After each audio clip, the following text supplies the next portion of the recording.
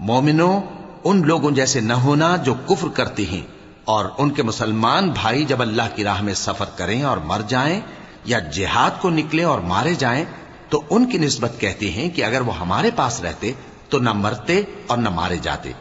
یہ اس لیے کہ اللہ ان لوگوں کے دلوں میں افسوس پیدا کر دے،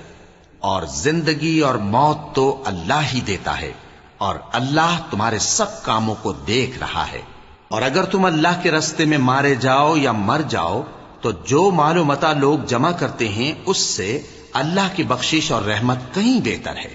اور اگر تم مر جاؤ یا مارے جاؤ تو اللہ کے حضور میں ضرور اکٹھے کیے جاؤ گے۔ پھر اے نبی،